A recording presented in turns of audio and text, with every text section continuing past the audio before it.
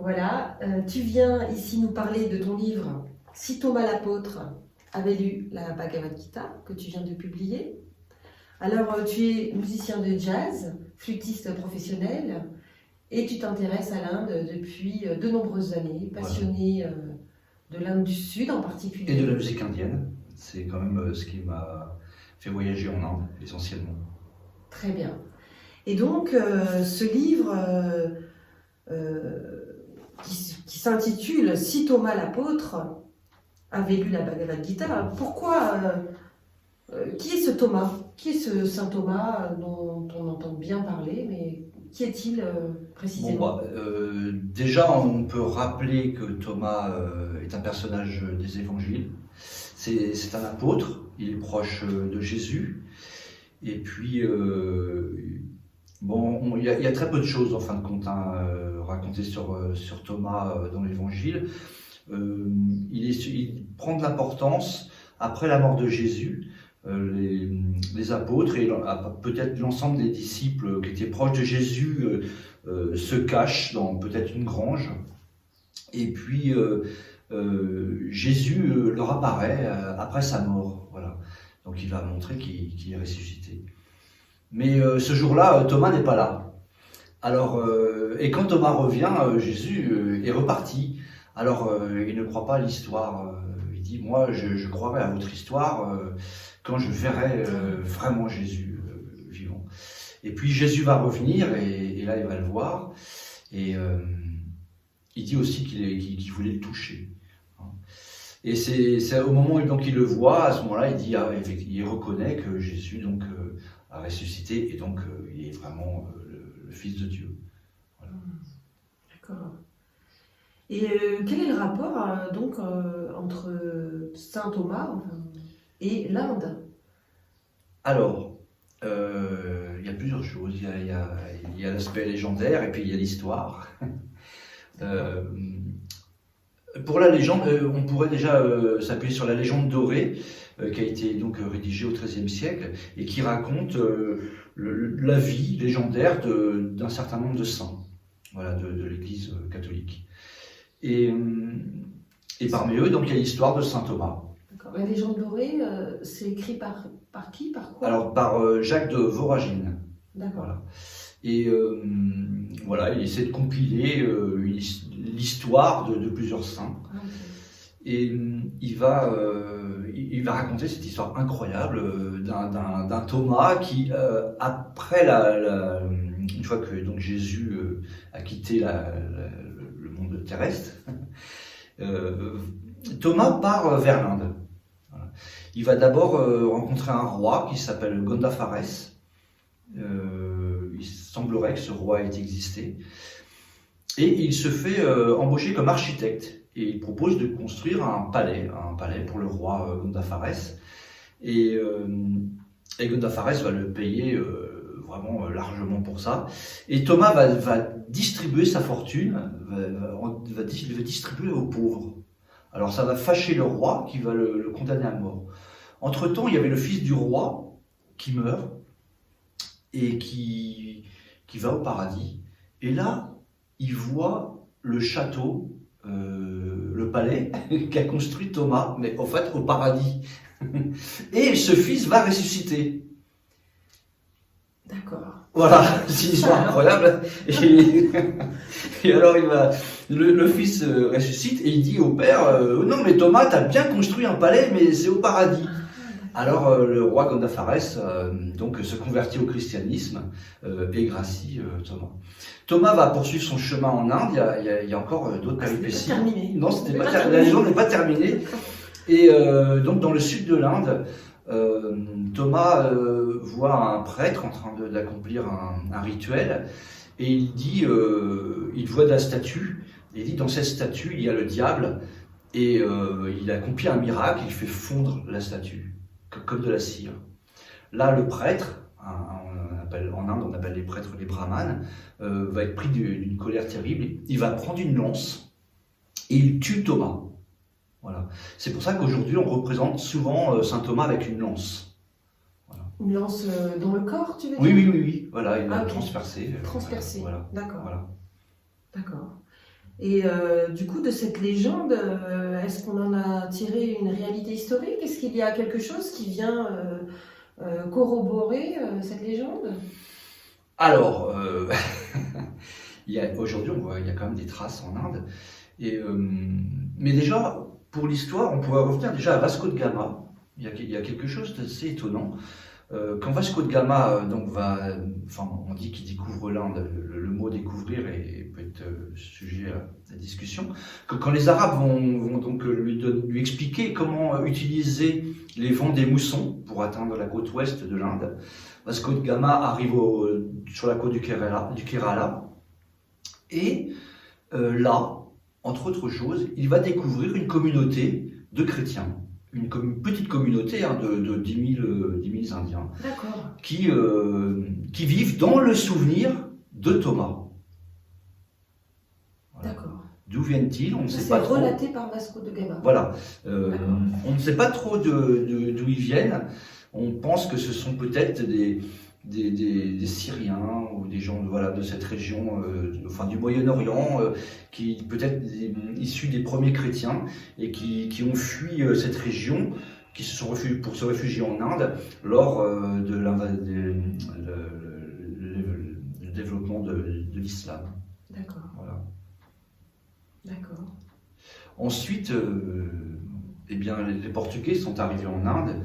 Ils ont propagé le christianisme, très peu quand même, mais il y a quand même des chrétiens, ils ont construit des églises. Et puis après, il y a eu un petit peu de protestantisme, mais surtout du catholicisme, qui s'est développé en Inde.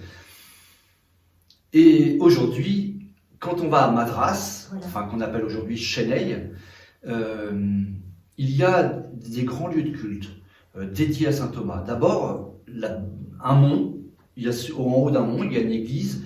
Et il est dit que c'est sur ce mont que Thomas est mort. D'accord. Voilà. Donc ça, c'est dans la ville de Chennai. Et puis, au bord de la mer, il y a une basilique où il est dit que Thomas est enterré.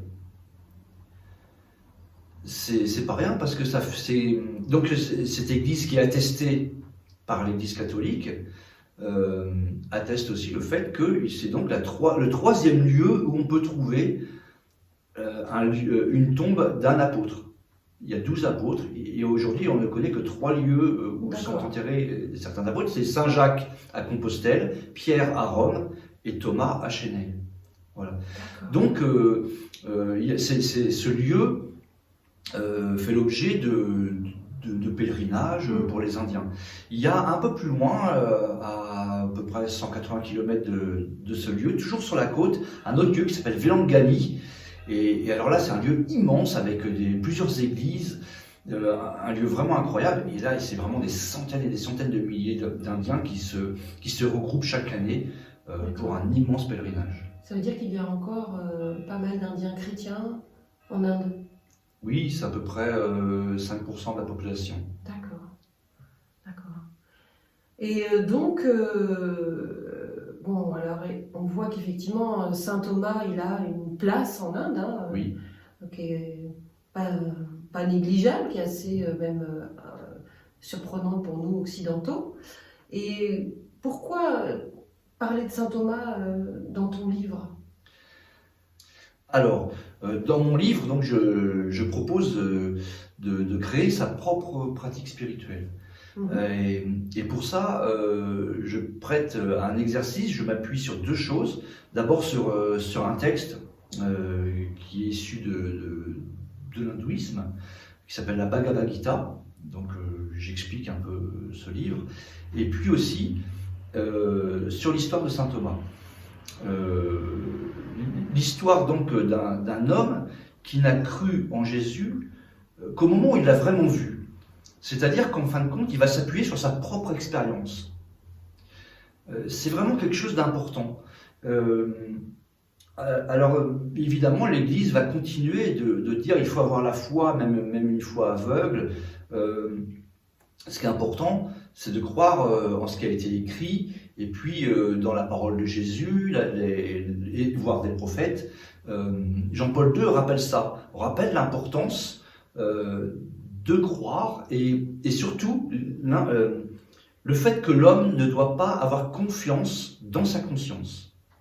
C'est Jean-Paul II qui rappelle ça. Oui, donc ça, c'est vraiment quelque chose, effectivement, de très important dans la différence entre la philosophie, on va dire, orientale et occidentale.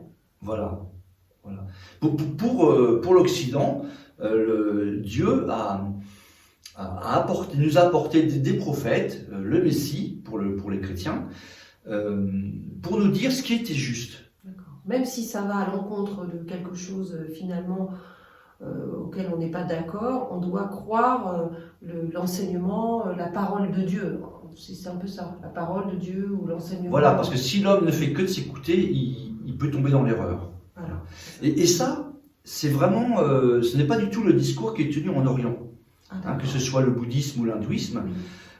Pour le bouddhisme et l'hindouisme, l'homme ne peut pas faire autrement que d'avoir confiance, de faire confiance à sa conscience. Il ne peut pas croire autre chose que ce qu'il est capable de croire.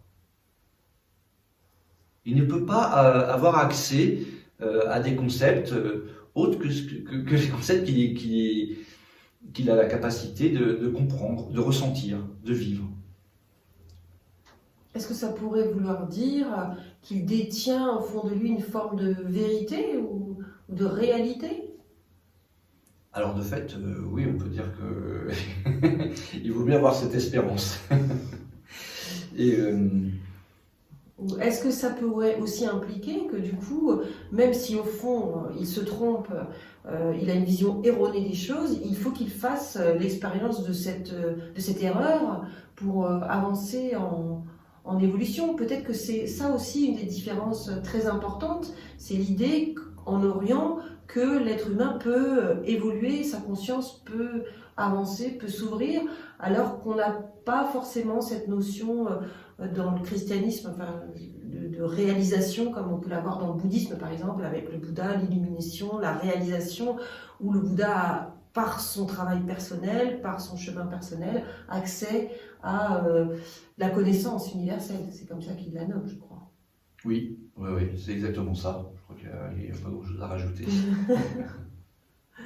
D'accord. Et donc toi, c'est ce que tu avais envie aussi de mettre un petit peu, donc en parlant de Thomas et de la Bhagavad Gita, tu avais envie de mettre ces deux choses-là en confrontation, ou tout au moins en rapport. Oui, parce que pour moi, tout ça, après, le fait de faire confiance à son expérience permet vraiment d'être créatif. Et d'être créatif dans la proposition qu'on peut faire à soi-même pour créer une pratique spirituelle. Oui, dans le fond, c'est un petit peu comme si Thomas, lui, te donnait cette autorisation-là, puisque lui-même, il a eu besoin de voir, il a eu besoin de toucher, Exactement. il a eu besoin de faire sa propre expérience pour être convaincu de la résurrection de Jésus. Et c'est comme si toi, tu voulais pouvoir faire ce pont-là entre l'Occident et l'Orient, que les deux choses ne sont pas incompatibles. Voilà, non seulement elles ne sont pas incompatibles, mais pour moi c'est surtout une force, parce que pour le problème de la foi, c'est qu'elle ne peut pas elle ne peut pas se faire sans culpabilité. Ah. Voilà. Ah bon. Pourquoi donc? Tu peux développer? Pour moi, c'est vraiment très difficile d'avoir la foi toute sa vie, tout le temps, à tout moment de Bien sûr. son existence. Il y a donc des moments où on est sujet au doute. Voilà. Oui. Et le doute amène toujours la culpabilité, puisqu'on nous demande d'avoir la foi. D'accord. Il faut bien savoir que si on n'a pas la foi, il y a la sanction qui tombe. C'est ce que nous proposent les religions du livre. Et la culpabilité, c'est la peur, et la peur, c'est l'ennemi de la conscience. Voilà. Donc ça, pour moi, c'est vraiment un point fondamental, qui est une proposition de l'Orient. D'accord. Donc, bon. Donc la culpabilité, c'est la peur, c'est ça? Oui. Et la peur est l'ennemi de la conscience. Pourquoi? Parce qu'elle obscurcit le jugement. Enfin, c'est vrai que tu vas peut-être un peu vite là, parce que c'est quelque chose que toi, tu as beaucoup réfléchi. Mais qu'est-ce qu'on pourrait dire ça? Que la culpabilité engendre la peur de la punition. En fait, c'est ça, la peur, le fait de douter, le fait de perdre la foi entraîne la punition divine. C'est ça? Ah bah oui, puisque de toute façon, pour mériter le paradis, il faut avoir eu la foi. D'accord. Total, Ah bah oui, sans voilà. aucun moment Voilà. de doute. Et du coup, effectivement, la peur de ne pas accéder au paradis fait que, on le voit, la peur empêche de réfléchir, et du coup, la peur empêche à la conscience de pouvoir s'exercer. C'est ce que tu veux dire. Oui, voilà, exactement. Alors bien sûr, peut-être que Thomas, il a été placé là dans cette histoire, dans l'Évangile, justement pour peut-être dire, bon, voilà, le doute fait partie des êtres humains. Vous voyez, même Oui, Thomas, qui était même proche Saint de Thomas. même Saint Thomas, hein, parce que les catholiques considèrent que c'est un saint. Donc même Saint Thomas a été sujet au doute. Ah, j'étais sujet au Voilà. doute. Et finalement, c'est un message d'apaisement, en fait, d'avoir ce droit à douter et sans avoir derrière la peur de la punition. Voilà.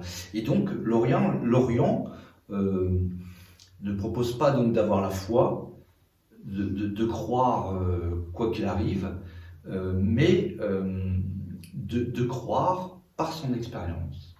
Et donc c'est pour ça que moi je ne parle pas de foi, mais de conviction. La conviction, je fais une petite nuance dans le livre, pour moi la conviction, c'est la croyance issue de l'expérience. D'accord, très bien. Très bien. Voilà. Alors, je crois qu'on a fait un peu le tour de la question sur Thomas, Ouais. hein, qui est quand même ton nom de famille, qui t'a donc bien imprégné Voilà, dans sa philosophie, bien sûr.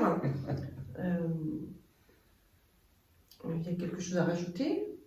Non. Non, voilà. Nous allons donc pouvoir aborder la deuxième partie, qui est donc la Bhagavad Gita. Qu'est-ce que c'est que la Bhagavad Gita? Donc, si tu peux nous en dire quelques mots.